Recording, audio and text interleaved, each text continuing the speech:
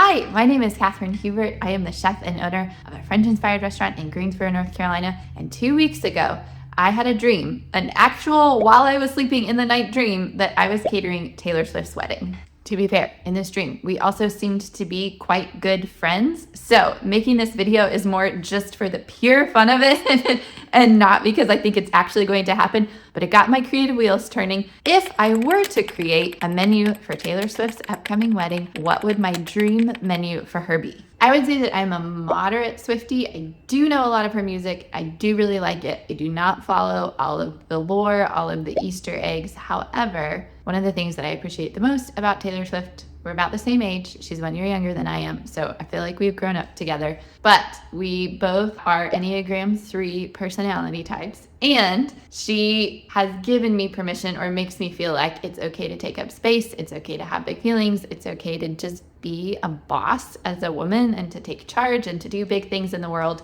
And so for that, I really am grateful. All of that being said, as I'm considering what I would make for her wedding day, this is going to be a menu created with Taylor Swift, the person, in mind and not necessarily the artist. So we're not going cheesy, we're not going all the different eras, we're not doing Easter eggs. My goal would be to do this as if I really were going to do it in real life. And my style and the magic that I think can be found in cooking and in hospitality in general is this feeling of being known and being cared for. And not only is that special in day-to-day and for the everyman, but I think it's also really important when someone has achieved a certain level of fame and is known very much for their public persona or presence. So my goal would be to kind of dive beneath that and to try to create a meal and a tone and a sense of hospitality that would be meaningful to the person and not just the persona.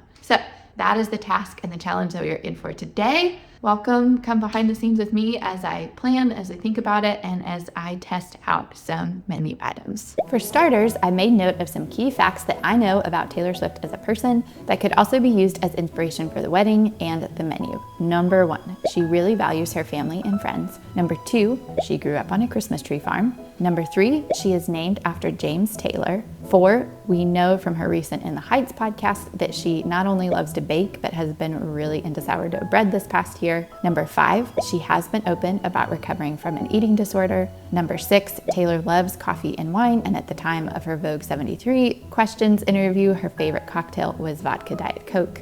Number 7, she likes simple comfort foods and seems to have a propensity towards chocolate cake. And number 8, loves the movie Love Actually. Okay, all of that being said, I'm proposing a wintertime wedding for Taylor Swift, pulling back into those roots and upbringing of being raised on a Christmas tree farm and then loving the movie Love Actually. I think this sets an elegant and a classy tone without being tacky. It's personal. It's relevant. I think it can be really beautiful. And I also want to make the food approachable. There's going to be a ton of famous people at this event, I'm sure. It's going to be high budget, big production, but sometimes we can overdo it with the food and make the food to where it's not something that you really feel comfortable eating anymore. And so I want this to feel really special and to feel celebratory, but also to just feel like something that people would walk away feeling really nourished, feeling really excited, feeling like it's a moment in a food memory that they can hold onto for a long time. Our menu is going to lean towards European influences and some woodsy or earthy elements. Here's what I'm thinking. For starters, most likely during a cocktail hour, we are going to offer mini winter vegetable tarts with herbed whipped ricotta on top. Secondly, mini rosemary scones with camembert cheese and orange marmalade. Both of these things feel very, not just European to me, but English in specific. And we can really play up some of the earthy vibes with the rosemary and also with the winter vegetable variety that we offer in the tarts. Moving on to our courses, once guests are seated at their tables, we're gonna start with soup and do a roasted acorn squash soup served with warm sourdough bread and fresh sage butter. Moving on to a brighter, lighter course, we're gonna dive into salads. We're gonna do a fresh wintergreen salad served with toasted pine nuts, seared pancetta, Chez, pickled cherries, which is something I've never done before, but I'm excited to try for this, chives, and a lavender vinaigrette.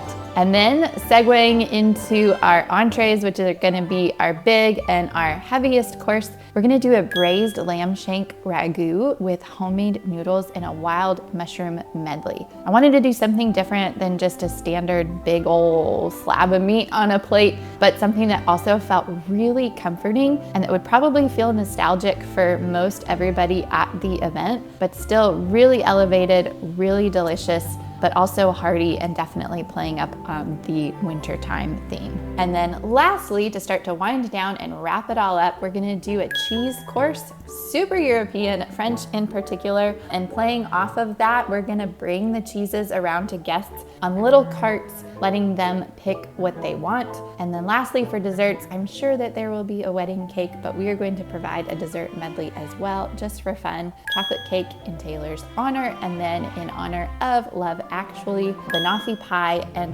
chocolate biscuits. So, what are we thinking and feeling about this menu? I personally am feeling pretty excited about it. Not just because I got to try a lot of the items and they were really delicious, if I do say so myself, but also because I think that they'll make people feel really happy, that it will add to and embellish the celebration that's already happening, that people will feel full, that it's a meal that they'll remember, but they'll also feel really comforted by. And lastly, and anytime that I'm trying to create a menu, I'm always thinking about the execution and what it would be like to actually play this out in real time. And for catering events, where you don't know what kitchen you're going to be using, you don't exactly know what your setup will be like when you get there, it's really important to create a menu that can travel well, that will transport well, that will hold well. A lot of catering doesn't end up translating well to the plate because it's food that just breaks down or kind of gets tired over time, and you need to be able to travel with it and then set it up and then wait for the ceremony to be over. And then there's a lot of different aspects to events, to weddings in particular, that can cause a delay in the food being served. And it's hard to make something stay good for a long period of time. So all of this was created also with that in mind, things that will stay fresh, things like a ragu that only get better the longer that they cook, so that nothing is lost in the execution or in the deliverance of this meal. So give me your thoughts in the comments below. Please be kind. Again, this was just truly a dream that I had that I thought it would be fun to make a video about, so don't take it too seriously because it's here just for fun.